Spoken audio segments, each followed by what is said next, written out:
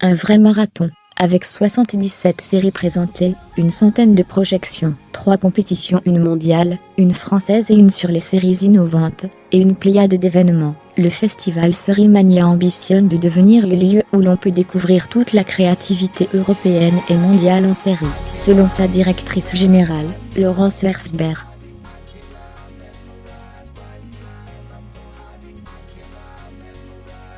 Cette dernière et ses équipes ont dévoilé ce mercredi la programmation de Sérimania lors d'une conférence de presse au Nouveau Siècle à Lille en présence de Xavier Bertrand, président de la région Hauts-de-France, de Martine Aubry, maire de la ville de Lille et de Frédérique Bredin, présidente du CNC.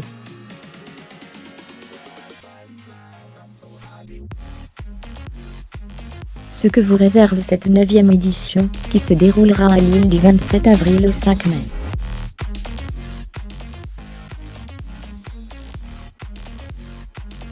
La première saison d'une série à succès, a promis le président de la région Hauts-de-France.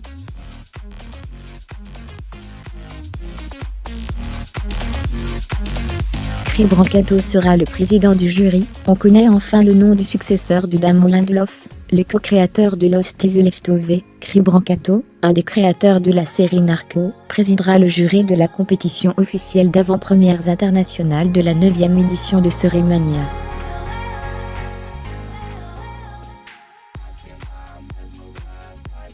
À ses côtés, le lauréat du prix Goncourt Pierre Lemaître, la créatrice de False Flamme Maria Feldman, et Clovis Cornillac viendront épauler le scénariste.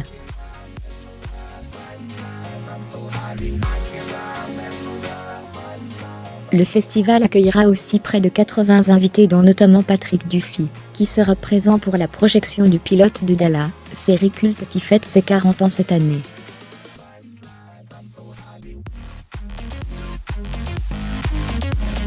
Une série inédite de HBO en ouverture du festival, une série inédite américaine de HBO, Succession de Jess Armstrong, avec Brian Cox et en clôture, une série allemande de ski Deutschland, Babylon Berlin.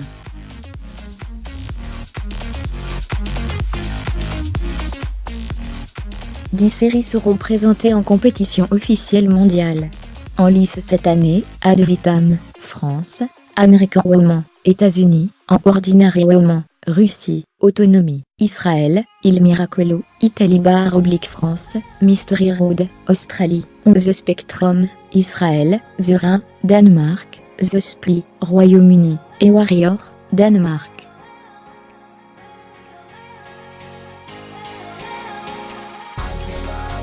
Ad Vitam, aux animaux la guerre, insoupçonnable, Couplé, maman à tort, nu, Thanksgiving, et 25 s'affronteront dans une compétition exclusivement française.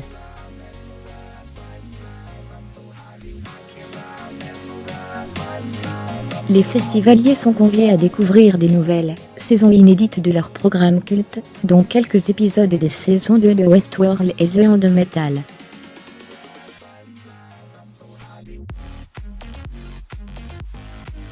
Le best-of mondial de l'année. Le festival proposera également un panorama international et un best-of de la production américaine.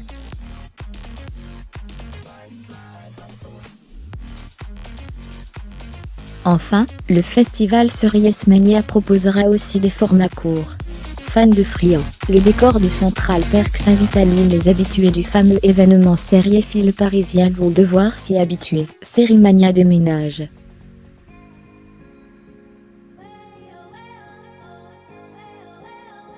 En mars 2017, Lille et la région Hauts-de-France avaient remporté l'appel à projet du Centre national du cinéma pour créer un grand événement à rayonnement international dédié aux séries.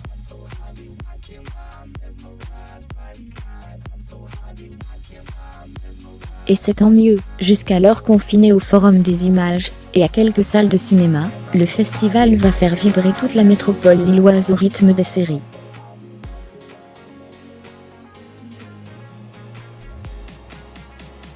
Ambiance garantie dès la sortie du train, le trône de fer siégera à la gare Lille-Europe.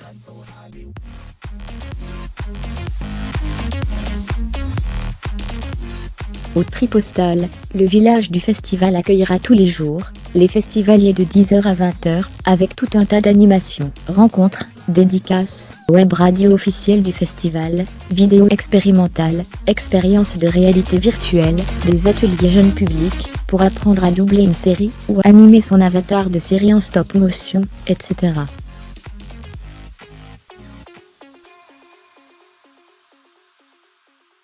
Les Seriesveurs pourront y découvrir 3 expositions. La première FX sera consacrée aux productions de la chaîne américaine, à qui l'on doit notamment The American et Fargo. La deuxième Return to Twin Peaks sera dédiée à une série de portraits inspirés de la mythique série de David Lynch. La troisième Fangercast sera bâtie autour des photos réalisées par Tiag Satu, 2 Finlandaises qui immortalisent les lieux de tournage de leurs séries préférées comme Game of Thrones, Legion, ou encore Peaky Blinders.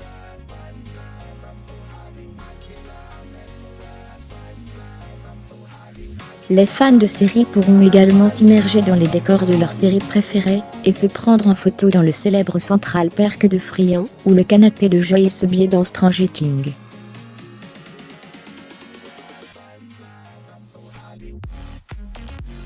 Ils pourront également trouver un antidote au virus zombie dans un escape game inspiré de The Walking Dead.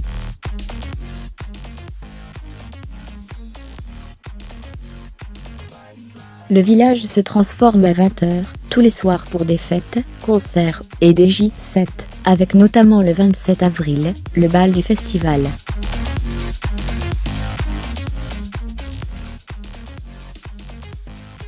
La gare Saint-Sauveur accueillera un grand troc culturel le 1er mai, de quoi dénicher, un dîner inspiré de la Game of Thrones, une conférence La cuisine, art du quotidien au centre des séries le 2 mai.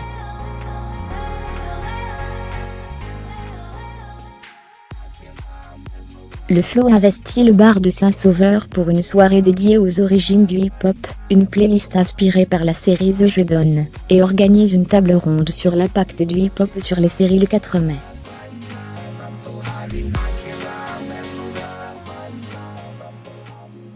Le festival a, enfin, fait appel au collectif Renard, pour donner vie aux personnages de séries sur les murs sous forme de 20 collages disséminés dans la ville.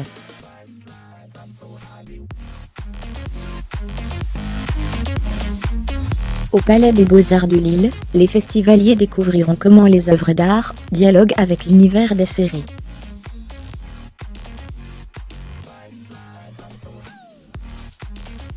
Bref, un vrai festival.